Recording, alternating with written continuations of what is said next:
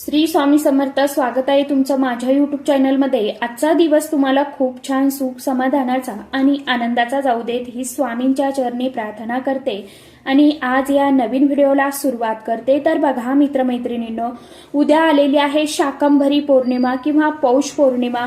वर्षातील पहिलीच पौर्णिमा आहे. 2026 मध्ये शनिवारी 3 जानेवारी रोजी जी पौष महिन्यातील पहिली पौर्णिमा असून या दिवशी पौष पौर्णिमा आणि शाकंभरी पौर्णिमा एकत्र साजरी केली जाते, ज्याला पोषण आणि अन्न समृद्धीची देवी शाकंभरीच्या प्रगटण्याचा दिवस मानला जातो. या दिवशी व्रत, पूजा आणि कथा वाचून अन्न, धान्य, फळे, वनस्पती याचं दान केलं करण्याचं खास विशेष अनन्यसाधारण असं महत्व आहे. पौष पौर्णिमेचा प्रारंभ जो आहे तर तो 2 जानेवारी 2026 रोजी सायंकाळी 6:53 होणार आहे आणि ही पौर्णिमेची समाप्ती जी आहे तर ती 3 जानेवारी 2026 रोजी दुपारी 3:33 होणार आहे.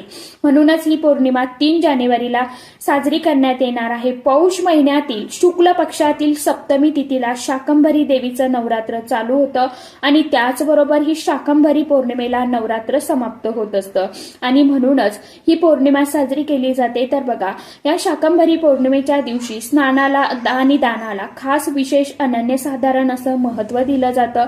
त्याचबरोबर काही प्रभावशाली सेवा आणि उपाय देखील केले जातात.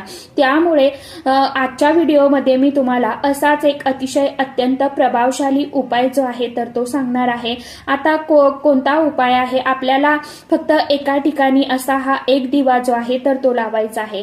हा दिवा जर आपण शाकंभरी पौर्णिमेच्या दिवशी या ठिकाणी जर लावला तर कोणताही शत्रू असू द्या तो तुमच्या समोर लोटांगण घालेल आणि 7 पिढ्यांचं दुःख, दारिद्र्य नष्ट होईल. त्याचबरोबर आपल्या घराची, मुलांची, पतीची भरभरून अशी प्रगती होईल. घरातील वाईट इडापिडा, शक्ती, नजरबाधा ज्या आहेत तर यासारख्या गोष्टी दूर होतील. आता हा उपाय कशा पद्धतीने करायचा आहे, कोणत्या वेळेमध्ये करायचा आहे याविषयीची संपूर्ण माहिती आजच्या या नवीन व्हिडिओमध्ये मी तुमच्या बरोबर शेअर करणार आहे. त्यामुळे तुम्ही हा व्हिडिओ स्किप न करता शेवटपर्यंत नक्की बघा. चॅनलवरती तुम्ही जर हा व्हिडिओ पहिल्यांदा बघत असाल तर चॅनलला आवर्जून सबस्क्राईब करा आणि असेच नवनवीन माहितीपूर्ण व्हिडिओ बघण्यासाठी समोरील बेल आयकॉनलाही प्रेस करा. त्यामुळे काय होईल, जेव्हा कधी मी नवीन व्हिडिओ अपलोड करेल तर सर्वात अगोदर त्याचं नोटिफिकेशन तुम्हाला मिळेल आणि तुम्ही एकही व्हिडिओ मिस करणार नाही. तर बघा मित्रमैत्रिणींनो, मध्ये अखंड माता लक्ष्मी नांदेल इतका हा प्रभावी उपाय आहे. त्यामुळे आपल्याला उद्याच्या दिवशी हा उपाय जो आहे तर तो आवर्जून सर्वांनी करायचा आहे. कारण की दिवा हे खूप सकारात्मकतेचं प्रतीक मानलं जातं आणि घरामध्ये दिवा लावणं हे खूप महत्वाचं मानलं जातं, ज्यामुळे आपल्या घरातील जी काही नकारात्मकता आहे तर ती दूर होते. रोज आपल्याला आपल्या देवघरासमोर दिवा तर लावायचाच असतो, परंतु अशा काही विशिष्ट आणि प्रभावशाली तिथी असतात तर या विशिष्ट तिथींना विशिष्ट दिवे देखील आपल्याला लावायचे असतात, ज्यामुळे आपल्या घरामध्ये सुख, शांती, समृद्धी, आनंद, वैभव नांदत असते आणि आपल्या पैशाच्या ज्या काही आर्थिक अडचणी असतील किंवा ज्या काही अडचणी असतील तर त्या दूर होतात. म्हणूनच उद्या आपल्याला शाकंभरी पौर्णिमेच्या दिवशी हा जो दिव्याचा उपाय आहे तर तो करायचा आहे. आणि पौर्णिमेच्या दिवशी माता लक्ष्मी ही पृथ्वी तलावरती भ्रमण करत असते आणि या दिवशी सकारात्मक लहरी ह्या खूप अधिक पटीने जास्त प्रमाणामध्ये ऍक्टिव्ह झालेल्या असतात आणि म्हणूनच आपण जर असा हा एक दिवा या दिवशी या वेळेमध्ये लावला तर आपल्या जीवनामध्ये ज्या गोष्टी घडत असतात तर त्या सुद्धा घडायला सुरुवात होते. म्हणजेच आपले नशीब बदलून आपल्या घराची उत्तरोत्तर प्रगती होईल. त्याचप्रमाणे आपल्यावरती माता लक्ष्मी प्रसन्न होते आणि या दिवसाचं महत्व देखील आपल्याला प्राप्त होतं. जर आपल्या घरामध्ये सतत पैशाच्या आर्थिक अडचणी येत असतील, आर्थिक समस्या जाणवत असेल, आपल्या घरामध्ये पैसा येत नसेल किंवा आलेला पैसा घरामध्ये टिकून राहत नसेल, आला की तो या ना त्या कारणाने घरातून खर्च होत असेल, घरातून निघून जात असेल, घरातील गरिबी आणि दारिद्र्य संपायचे नाव घेत नसेल, घरामध्ये सुख, शांती, समृद्धी ही राहिलेली नसेल, त्याचप्रमाणे घरामध्ये सतत भांडणे, वादविवाद, कलह यासारख्या गोष्टी सतत घडत असतील, कोणतीही गोष्ट तुमच्या मनासारखी घडत नसेल, आडलेली कामं ही पूर्ण होत नसतील, त्याचप्रमाणे कोणतेही काम करायला गेला की त्यामध्ये तुम्हाला नेहमी अपयश येत असेल तर हा एक दिवा तुम्ही उद्याच्या दिवशी आपल्या घरामध्ये आवर्जून लावा. हा दिवा कोणत्या वेळेमध्ये लावायचा आहे तर हे देखील मी तुम्हाला व्हिडिओमध्ये सांगणारच आहे. हा दिवा तुम्ही सकाळी किंवा मग संध्याकाळी लावू शकता. जर तुम्ही हा दिवा सकाळी लावणार असाल तर मग तुम्हाला हा दिवा 11 वाजेच्या अगोदर लावायचा आहे। आणि आता तुम्हाला सकाळी हा दिवा लावणं शक्य नसेल तर मग तुम्ही हा दिवा संध्याकाळी 6 वाजल्यापासून रात्री 12 वाजेपर्यंत हा दिवा तुम्ही लावू शकता। तर अशा दोन्ही वेळ तुम्ही या वेळेमध्ये दिवा लावू शकता आणि या वेळेमध्ये माता लक्ष्मी आपल्या घरामध्ये प्रवेश करत असते।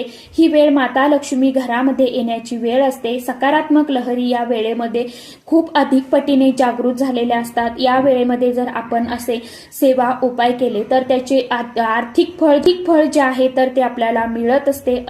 म्हणून या वेळेमध्ये तुम्ही हे दिवे लावायचे आहेत। सकाळी वेळ असेल तर सकाळी लावा, संध्याकाळी तुम्हाला वेळ असेल तर संध्याकाळी लावू शकता। ज्या पद्धतीने तुम्हाला शक्य आहे त्या पद्धतीने तुम्ही दिवा लावू शकता। बघा, हा दिवा जर तुम्ही सकाळी लावणार असाल, तुम्हाला उद्या सकाळी लवकर उठायचं आहे। अगदी ब्रह्ममुहूर्तावरती जरी तुम्ही उठले तरी चालेल। उठल्यानंतर घराची स्वच्छता करून घ्यायची आहे, कारण की उद्या शनिवार आहे, पौर्णिमा आहे। आपल्याला आपलं घर अंगण स्वच्छ करून घ्यायचं आहे। त्यानंतर स्वच्छ स्नान करायचं आहे। आंघोळीच्या पाण्यामध्ये तुम्हाला थोडीशी हळद, गंगाजल, त्याचबरोबर थोडेसे काळे तीळ, पांढरे तीळ तुम्हाला टाकायचे आहे आणि आंघोळ करायची आहे। या दिवशी आपल्या पितरांची सुद्धा पूजा करायची असते, त्यामुळे या दिवशी तुम्हाला काळे तीळ टाकल्यामुळे पितरांचे कृपा आशीर्वाद जे आहे तर ते प्राप्त होत असतात।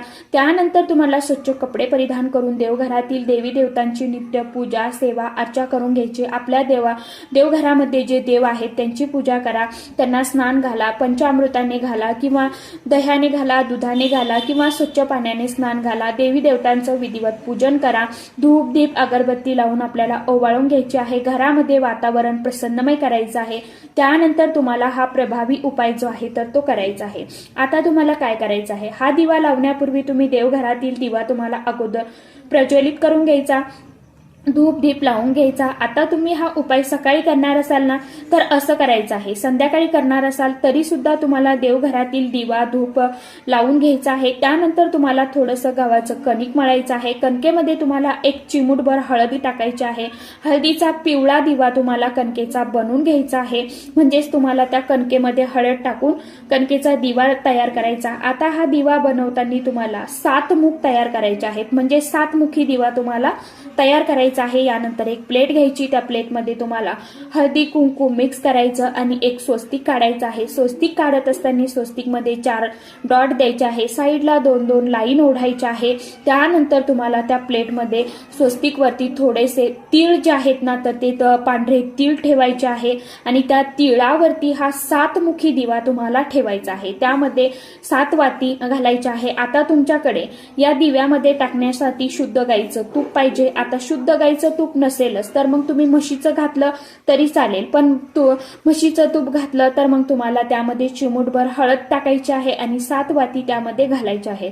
त्यानंतर हे तूप घातल्यानंतर हा दिवा तुम्हाला प्रज्वलित करायचा। यानंतर दिव्याला मनोभावे हळदी कुंकू अक्षदा फूल अर्पण करायचं, धूप दीप ओवाळून घ्यायचा आणि तुम्हाला तुमच्या उजव्या हातामध्ये चिमूटभर पांढरे तीळ घ्यायचे आहेत। पांढरे तीळ घ्यायचे आणि देवापाशी आसन टाकून बसायचं। तुमची जी उजव्या हाताची मूठ आहे तर ती बंद करायची आहे आणि तुम्हाला जो भी महादेवा लक्ष्मीचा मंत्र येतो ना तर त्या मंत्राचं तुम्हाला 21 वेळा पठण करायचं आहे। जसं की जय माता लक्ष्मी, जय माता लक्ष्मी, ओम श्रीम श्रीये नमः हा मंत्र तुम्ही म्हणू शकता किंवा नुसता श्रीम मंत्र म्हटला तरी सुद्धा चालेल। तुम्हाला जो मंत्र सोपा वाटेल तो मंत्र तुम्ही 21 वेळा पठण करायचा आहे। माता लक्ष्मीचं नामस्मरण करायचं आहे। त्यानंतर तुम्हाला तुमची जी काय मनामध्ये इच्छा असेल तर ती व्यक्त करायची आहे। तुमची कोणतीही इच्छा असू द्या, तुम्ही लक्ष्मी प्राप्तीसाठी असेल, नोकरी प्राप्तीसाठी असेल, धनप्राप्तीसाठी असेल किंवा तुमच्या मनामध्ये घर मिळण्याबद्दल असेल, अशी कोणतीही छोटी मोठी इच्छा असू द्या ती तुम्हाला व्यक्त करायची आहे। आणि त्यानंतर हे पांढरे तीळ तुम्हाला त्या दिव्यामध्ये टाकायचे आहे।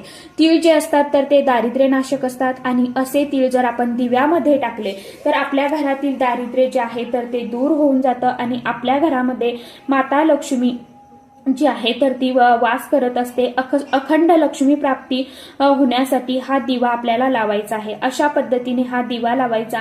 त्यानंतर दुसऱ्या दिवशी काय करायचं, हा दिवा तुम्हाला दुसऱ्या दिवशी उचलायचा आणि त्या खालचे तीळ जे आहेत तर ते सुद्धा हा दिवा, तीळ, तांदूळ तुम्हाला त्या एखाद्या मोठ्या झाडाखाली नेऊन टाकायचं आहे, जेणेकरून तिथे जे मुंग्या असतात, कीटक असतात, पशुपक्षी असतात तर ते येतील आणि खाऊन जातील. ज्या वेळेस आपण असा दिवा हा एखाद्या झाडाखाली ठेवतो तिथले कीटक, पक्षी जे आहेत तर त्यावेळी आपल्याकडून एक प्रकारचं दान जे आहे तर ते केलं जातं. आणि पौर्णिमेच्या दिवशी खास करून शाकंभरी पौर्णिमेला दान हे केलंच जातं आणि दानाचं खूप विशेष महत्व आहे. त्याचबरोबर तुमच्या जीवनामध्ये एखादा शत्रू आहे, तो शत्रू तुम्हाला माहीत असेल किंवा गुप्त असेल, तर तो शत्रूचा तुम्हाला वारंवार त्रास होत असेल तर या शत्रूचा हा शत्रूचा त्रास नष्ट होण्यासाठी तुम्हाला काय करायचं आहे की तुम्हाला पिंपळाच्या झाडाखाली एक मोहरीच्या तेलाचा दिवा लावायचा आहे. त्याचबरोबर मोहरीचं तेल त्या वृक्षाला अर्पण करायचं आहे आणि 11 प्रदक्षिणा पिंपळ वृक्षाला करायच्या आहे. प्रदक्षिणा करत असताना मनामध्ये ओम नमो भगवते वासुदेवाय नमः या मंत्राचं तुम्हाला मनामध्ये पठण करायचं आहे. तर अशा पद्धतीने तुम्हाला हे जे उपाय आहे, सेवा आहेत तर त्या उद्याच्या दिवशी आवर्जून करायचं आहे. फक्त पिंपळाच्या झाडाखाली दिवा लावताना तुम्हाला प्रदोष काळामध्ये लावायचा आहे, सकाळी लावायचा नाहीये. म्हणजे प्रदोष काळ म्हणजे तुम्ही 5:30च्या नंतर अगदी रात्री 8 वाजेपर्यंत हा दिवा लावू शकता. तर अशा पद्धतीने तुम्हाला हा जो दिवा आहे तर तो पिंपळ वृक्षाखाली लावायचा आहे. असं केल्याने तुमचा कोणताही शत्रू असू द्या, तो तुमच्या जीवनामध्ये जे काही त्रास देत होता तर त्याचा त्रास देणं बंद होईल आणि त्याचा संपूर्णपणे नाश होऊन जाईल. इतका हा प्रभावी उपाय आहे. तर अशा पद्धतीने तुम्हाला हे जे 2 उपाय सांगितलेले आहेत तर ते उपाय तुम्हाला उद्याच्या दिवशी म्हणजे शनिवारला करायचे आहेत.